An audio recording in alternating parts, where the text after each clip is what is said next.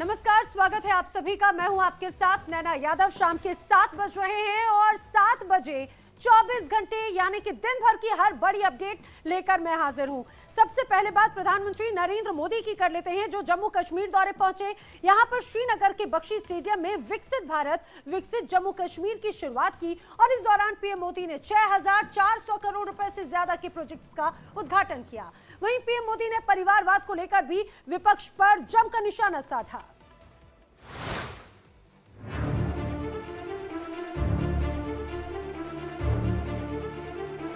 देश में चुनावी माहौल है, गारंटी का मौसम है।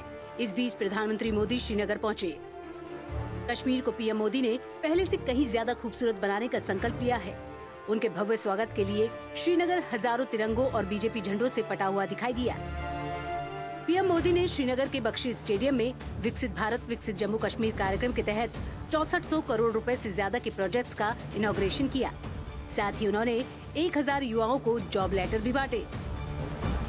वहीं पीएम मोदी ने पुलवामा के रहने वाले मधुमक्खी पालक नाजिम नजीर से बात की।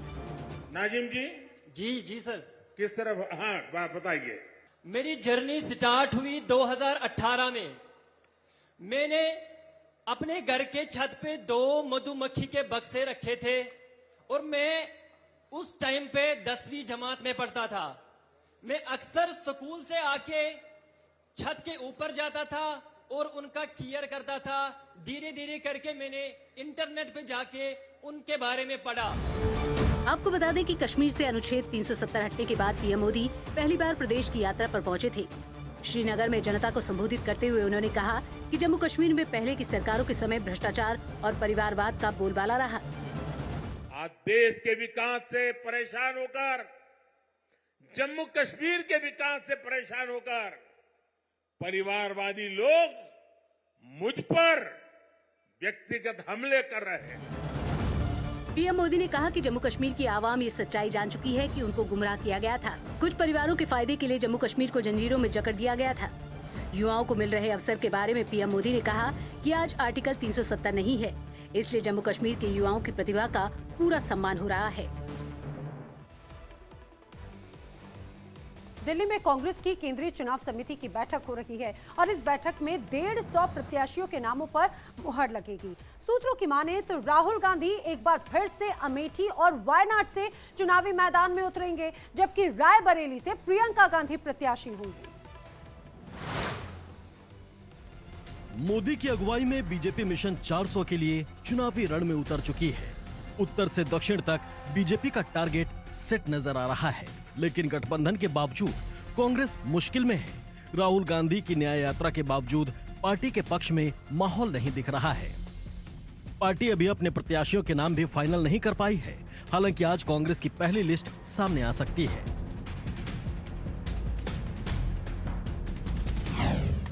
दिल्ली में आज कांग्रेस की केंद्रीय चुनाव समिति की बैठक हो रही है। बैठक में अध्यक्ष मल्लिकार्जुन खड़गे, सोनिया गांधी, राहुल गांधी, केसी वेणुगोपाल और अजय माकन समेत पार्टी के वरिष्ठ नेता शामिल हैं।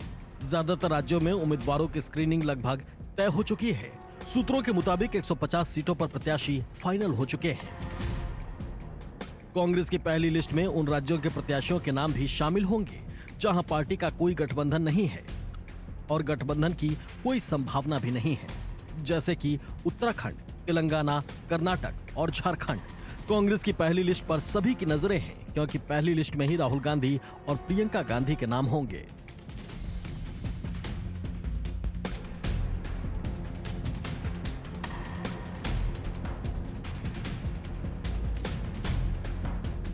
आपको बता दें कि अमेठी को लेकर भी कांग्रेस नेताओं के बीच लगातार बैठकों का दौर जारी है। पार्टी स्थानीय नेताओं के जरिए चुनावी जमीन का आकलन कर रही है।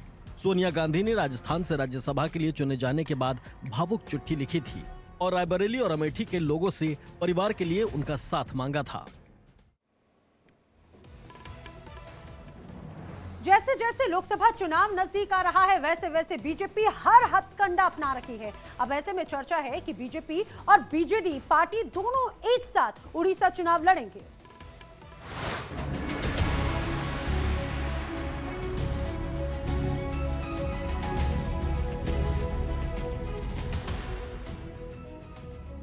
लोकसभा चुनाव के लिए बीजेपी गठबंधन के गणित को लेकर एनडीए के सहयोगी दलों से सीट बंटवारे पर चर्चा को अंतिम रूप देने में जुटी हुई है। इसी मुहिम को लेकर बीजेपी ने ओडिशा में भी अपनी तैयारी को लगभग पूरा कर लिया है। इस तैयारी पर ओडिशा की सत्ता में काबिज मुख्यमंत्री नवीन पटनायक के बीजू जनता दल से गठबंधन पर बीजेपी की बात बन गई है।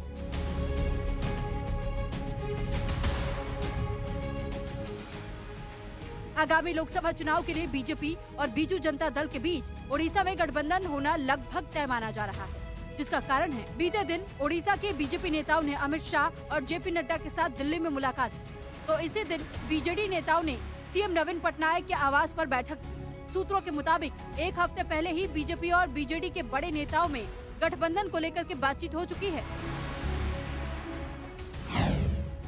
जानकारी के मुताबिक इस गठबंधन से लोकसभा चुनाव में बीजेपी को 13 से 14 सीटें मिल सकती हैं और बीजेडी को 7 से 8 सीटें लोकसभा की दी जा सकती है।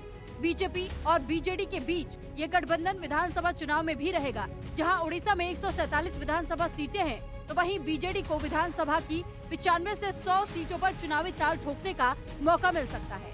वहीं बीजेपी को 46 से 52 सीटें मिल सकती हैं। फिलहाल बता दें कि मार्च के दूसरे सप्ताह के आखिर में चुनाव आयोग लोकसभा चुनाव की तारीखों का ऐलान कर सकता है। ओडिशा में लोकसभा के साथ साथ विधानसभा के चुनाव भी होने हैं। ऐसे में बीजेपी ओडिशा के सत्तारूढ़ बीजेडी के साथ इन दोनों ही चुनाव में गठबंधन के तहत अपनी किस्मत आजमाना चाहती है।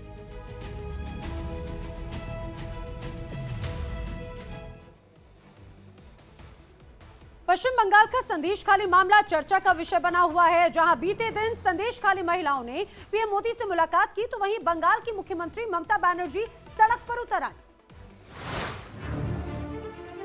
पश्चिम बंगाल में संदेशखाली के मुद्दे पर जबरदस्त सियासत हो रही है और इन सब के बीच आज संदेशखाली जा रहे बीजेपी के डेलीगेशन को बीच रास्ते में ही पुलिस ने रोक दिया और इन सब के बीच बीजेपी की महिला नेताओं और पुलिस के बीच जमकर झड़प भी देखी गई। बंगाल की मां माटी मानुष के मुद्दे पर एक हफ्ते में प्रधानमंत्री मोदी के डबल अटैक के बाद सीएम ममता बनर्जी भी बंगाल की सड़कों पर उतर आई हैं। ममता बनर्जी ने कोलकाता में 3 किलोमीटर लंबा पैदल मार्च निकाला। संदेशखाली के मुद्दे पर और महिला अस्मिता के मुद्दे पर टीएमसी निशाने पर है और जिसकी वजह से पैदल मार्च करके ममता दीदी उसका जवाब दे रही है। हालांकि इस दौरान ममता बनर्जी ने कहा कि बंगाल का धैर्य और शिष्टाचार उसकी कमजोरी नहीं है, हमारे धैर्य को हमारी मजबूरी न समझे। ये सिर्फ चुनाव के समय आते हैं और चुनाव के बाद नहीं दिखाई देते। इसी के साथ ही ममता बनर्जी ने 10 मार्च को ब्रिगेड में सार्वजनिक बैठक में आने और शामिल होने की अपील भी की। आपको बता दें कि इसके पहले संदेशखाली की पीड़ित महिलाओं में से 5 महिलाओं ने प्रधानमंत्री नरेंद्र मोदी से मुलाकात की थी।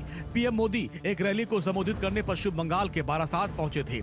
यहां संदेशखाली की महिलाएं भी प्रधानमंत्री मोदी से मिलने पहुंची, जिनमें से 5 महिलाओं से प्रधानमंत्री मोदी ने मुलाकात की थी। उत्तर प्रदेश में अब अवैध मदरसों पर शिकंजा कसता जा रहा है। यूपी एसआईटी ने मदरसों की जांच कर रही जो रिपोर्ट सरकार को दी है, उसके अनुसार पूरे सूबे में करीब 13,000 मदरसे अवैध रूप से चलाए जा रहे हैं, जिन पर गाज गिरना तय है।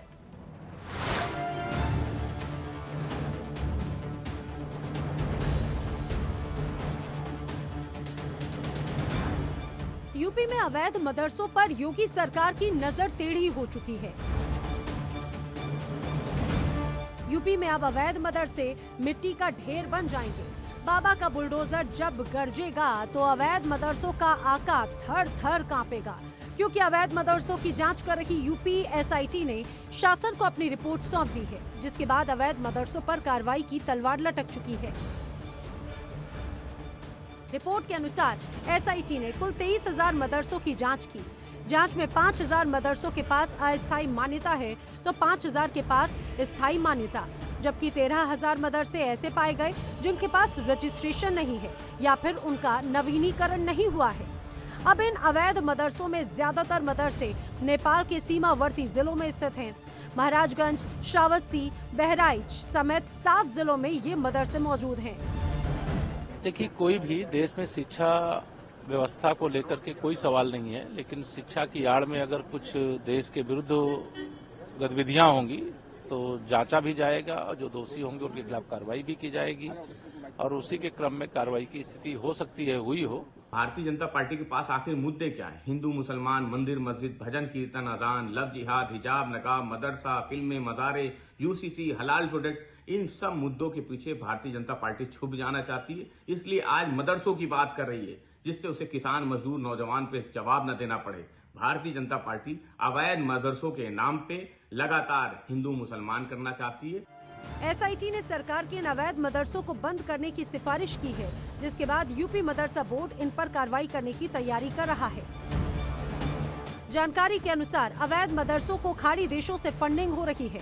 ऐसे करीब 80 मदरसे सामने आए हैं, जिन्हें करीब 100 करोड़ रुपए का फंड दिया गया है, जिसके बाद हवाला से टेरर फंडिंग कनेक्शन सामने आ रहा है। इतना ही नहीं, मदरसों में पढ़ने वाले बच्चों के शारीरिक शोषण के आरोप भी सामने आ रखे हैं। इसके अलावा ये मदरसे छात्रों को जो सर्टिफिकेट जारी करते हैं वो पूरी तरह से अमान्य हैं, जिसकी वजह से छात्रों को नौकरी नहीं मिल पाती। एसआईटी ने इन मदरसों से उनकी आय और व्यय का ब्यौरा मांगा, तो वो ब्यौरा पेश नहीं कर सके, जिससे साफ जाहिर है कि इन मदरसों को सोची समझी साजिश के तहत विदेशों से फंडिंग के जरिए इनका निर्माण किया गया। ज्यादातर मदरसों ने अपने जवाब में चंदे की रकम से निर्माण कराने का दावा किया, हालांकि वो चंदा देने वालों का नाम नहीं बता सके। Bureau report, India daily live. Subhaspa के अध्यक्ष ओपी राजभर ने मंत्री पद की ताकत और कानून के कद का कैसे बखान किया, देखिए रिपोर्ट।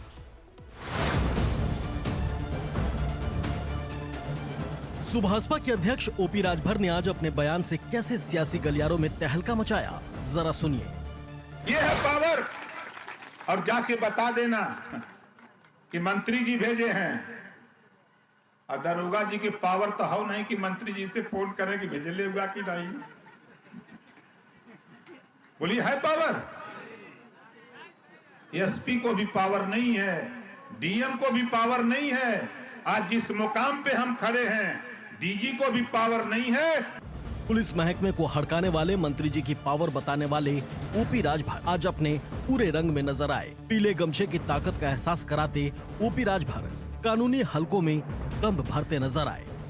किसी थाने पर जाओ, मैं कहता हूं, किसी थाने पर जाओ और वहां जाने के बाद थोड़ी सी दिक्कत है, उस थाने पर जाओ, सफेद गमछा मत लगाओ। सफेद गमछा नहीं, एक पीला गमछा लगा लो। 20-25 रुपए का बाजार में मिलेगा। इस गमछे को लगा के जाओ थाने पर। जब आप थाने पर जाओगे तो तेरी शकल में ओम प्रकाश राजभर दरोगा जी को नजर आएंगे।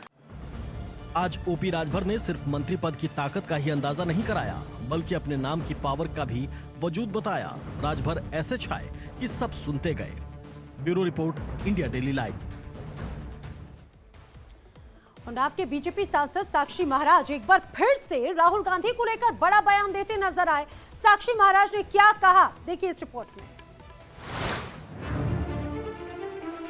अपने बयानों को लेकर साक्षी महाराज अक्सर ही चर्चाओं में रहते हैं।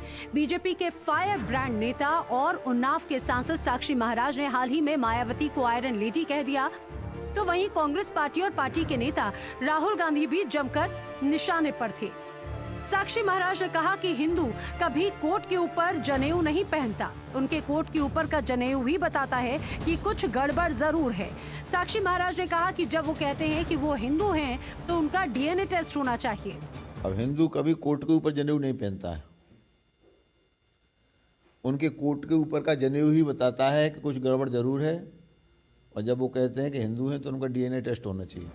आपको बता दें कि इससे पहले भी साक्षी महाराज ने वाराणसी की सड़कों पर नशे में दिखते युवा वाले राहुल गांधी के बयान पर पलटवार करते हुए कहा था कि राहुल गांधी को इलाज की जरूरत है। मोदी के खौफ के आगे वो अपना मानसिक संतुलन खो बैठे हैं, जिससे उल जुलूल बातें करते हैं। मुझे लगता है राहुल गांधी को उपचार की आवश्यकता है। मोदी के खौफ के आगे मानसिक संतुलन खो बैठे हैं, तो उसके कारण उल जलूल बातें करते हैं। इतना ही नहीं, साक्षी महाराज ने कहा कि राहुल गांधी कब आलू से सोना निकाल दें कोई भरोसा नहीं, भगवान उनको सद्बुद्धि दे। 60 सालों तक सत्ता में रहने के बाद जैसे बिना पानी के मछली तड़पती है, वैसा ही हाल कांग्रेस का हो गया है। समाजवादी पार्टी के जेल में बंद विधायक इरफान सोलंकी के 2 ठिकानों पर ईडी की टीम ने सुबह सुबह छापेमारी की। कानपुर से विधायक इरफान के घर समेत उनके भाई अरशद सोलंकी के ठिकानों पर भी ईडी लगातार दबिश दे रही है।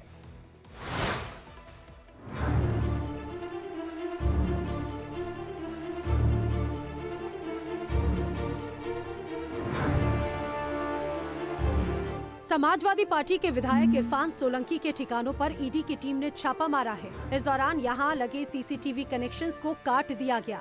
छापेमारी लखनऊ जोन के अधिकारियों की टीम ने सुबह सुबह की। ईडी की टीम ने जाजमऊ स्थित सपा विधायक के आवास पर ये एक्शन लिया।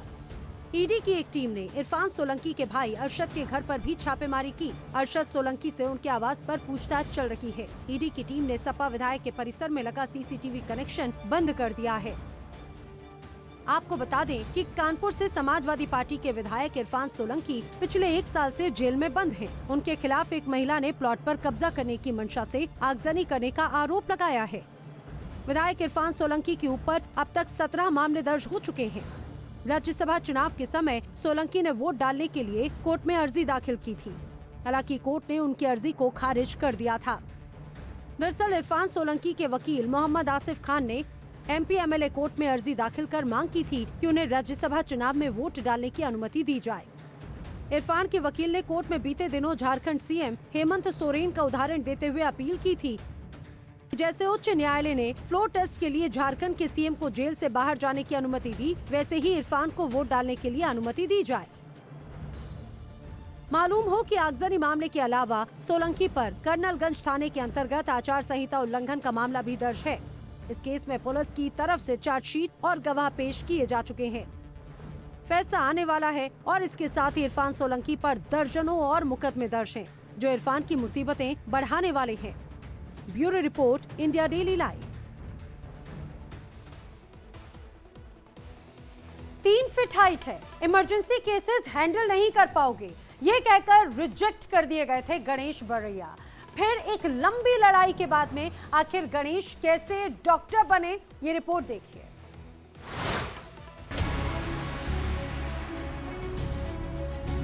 जब इंसान जी जान से कुछ करना चाहता है तो पूरा कर ही लेता है। फिर उसकी राह में कितनी भी बड़ी मुश्किलें क्यों ना आ जाएं, वो अपनी मंजिल तक पहुंच ही जाता है।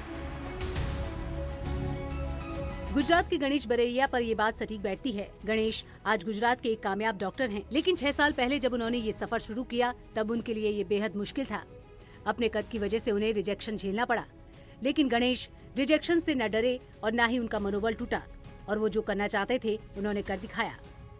2019 में गवर्नमेंट मेडिकल कॉलेज भावनगर में एमबीबीएस में एडमिशन लिया और ऐसे मेरी एमबीबीएस की जर्नी स्टार्ट हुई। गणेश बरैया गुजरात के भावनगर सरकारी अस्पताल में डॉक्टर बन गए हैं। उनके लिए डॉक्टर बनने का ये सफर बेहद चुनौतीपूर्ण रहा। गणेश की हाइट 3 फुट है, जिसकी वजह से उन्हें डॉक्टर बनने के लिए रिजेक्ट कर दिया गया।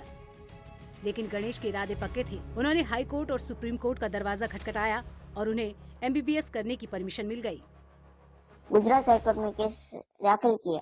गुजरात हाईकोर्ट में 2 महीने के बाद हम केस हार गए।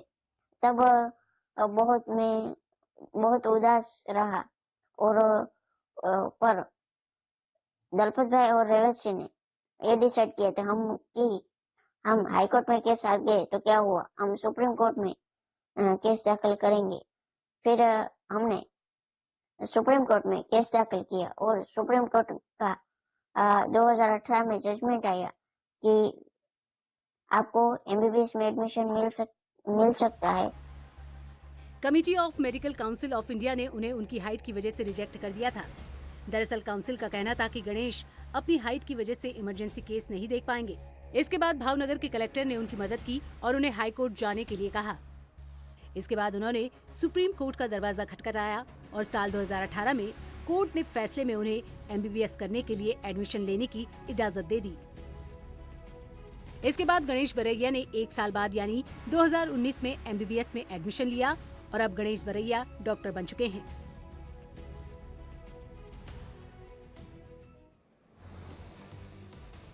यूपी के मेरठ विकास प्राधिकरण ने ग्रीन बेल्ट में बने अवैध निर्माण को गिरा दिया। प्राधिकरण अधिकारियों का कहना है कि अवैध निर्माण के खिलाफ आगे भी कार्रवाई जारी रहेगी।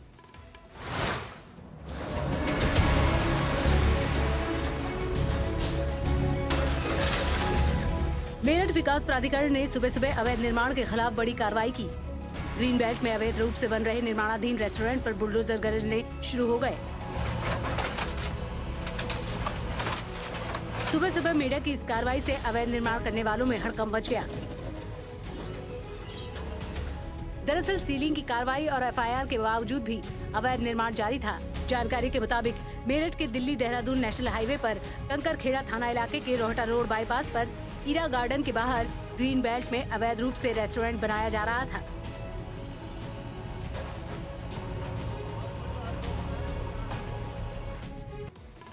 यूपी के गोंडा जिले से धर्म परिवर्तन का मामला सामने आया है, जहां पर पीड़िता के साथ जबरन धर्म परिवर्तन कर निकाह किया गया।